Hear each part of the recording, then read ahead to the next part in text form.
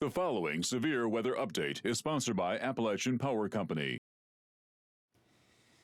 Hello, Chief Meteorologist Doug Harlow. Just want to update you on the impending winter storm. Still on track.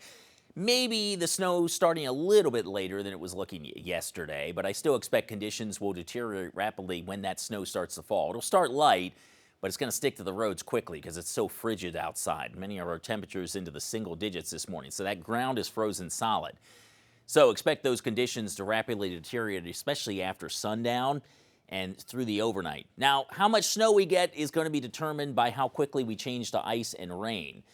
And it looks like that might be a little bit more aggressively quick, especially across the coal fields late tonight and tomorrow. So some of the latest updates may be leaning towards the lower end of the snowfall totals, but it doesn't matter.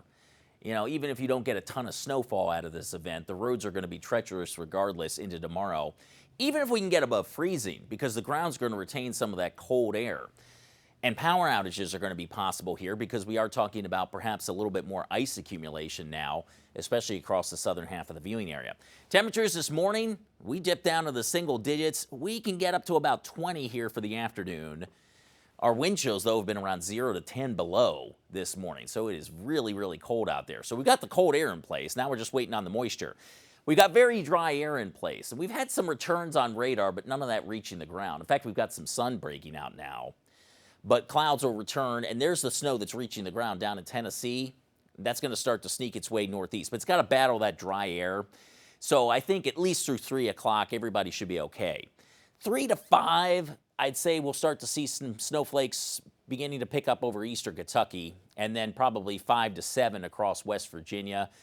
And so once we get past sundown, that's when you want to plan to stay off the roads. So if you need to get something done, you have some time to do it here today. It's just really cold. But then the snow will start to pick up after that. So there's the snow picking up into this evening. I think most of us by midnight, 1 in the morning, should have about 1 inch of snow on the ground. It's not a lot, but it's going to be on the roads too. So it's going to be very hazardous quickly. Sometimes when we get that snow falling, you know, the roads are wet. It's just sticking to the grass. That's not going to be the case here. It will stick to all surfaces here very quickly. And the snow will continue overnight. But notice the warm wedge. You know, the forecast models overnight, a little bit more aggressive, at least off the surface. So, you know, in 5,000 feet up, 10,000 feet up, they're taking temperatures above freezing fairly quickly. That means a transition to sleet and then freezing rain a little bit faster in some locations. So obviously that cuts down on the snowfall potential for at least some of us. And eventually, we'll have to see whether we can get above freezing and how quickly. Now, I think this model might be a little aggressive here. I don't know whether, in fact, I'm pretty confident it won't get above freezing back near Huntington, points west into northeastern Kentucky. So I think this is a little bit aggressive, switching us over to rain early afternoon tomorrow.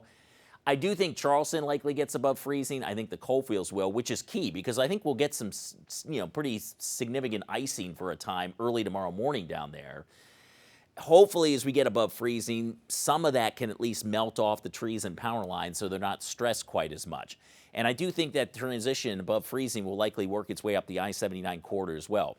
Notice, though, southeastern West Virginia, as you get down towards Beckley, Wyoming County, McDowell County, cold air is going to be trapped. I don't think it's going to get above freezing as quickly there. So that's where the greatest ice accumulation is going to be. And I also think this model is probably a little too aggressive. I think this zone in here, West Liberty, Sawyersville, you know, maybe Sandy Hook, Paintsville, you know, these areas here are probably going to be staying as freezing rain as well. So I think there's going to be more icing down here than what was initially anticipated. Tomorrow night, we're going to go back to snow. The system's going to pull away, and so our temperatures will start to drop off. And so we'll likely get 1 inch or 2 of snow just area-wide Sunday night into Monday morning. So whatever you get tonight, tomorrow morning, you get another 1 inch or 2. But a lot of this is going to get packed down. So if you're looking for a big snow, you know, I think the folks that are going to get the big snow, 6, 8 plus inches, maybe a foot, at least in some parts of interior Ohio. You know, I'd say Vanceburg, Portsmouth, Jackson, Athens. That's the zone there that's going to see the highest amounts of snowfall.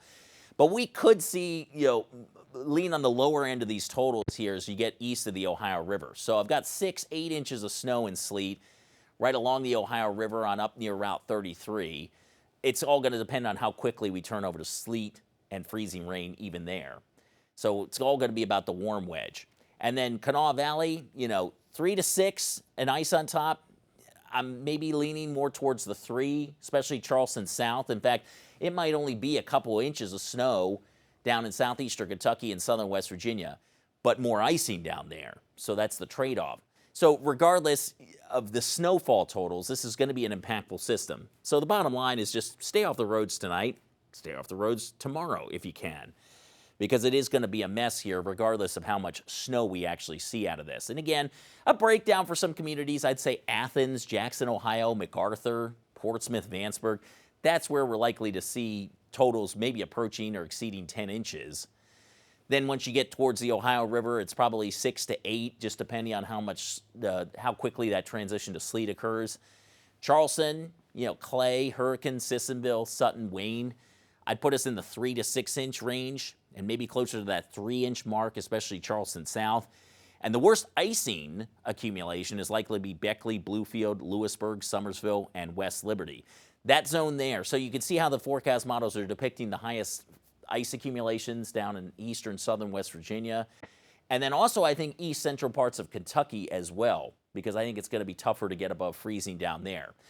We'll get ice accumulation Charleston down through Logan and Pikeville, but if that warm wedge sneaks north, hopefully getting above freezing midday tomorrow, that could limit the power issues a little bit, maybe take some stress off. But in case you do lose power, here's some tips from Appalachian Power. You want to stay away from down lines and never remove debris that's within 10 feet of a power line.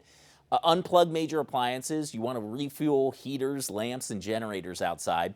Never operate lanterns, heaters, or fuel-fired stoves without proper ventilation. And you never want to burn charcoal indoors. So, crews are ready. They are on standby. Hopefully we can avoid major issues here. Certainly other parts of the South and the Tennessee Valley are bracing for major ice accumulation and serious power outages.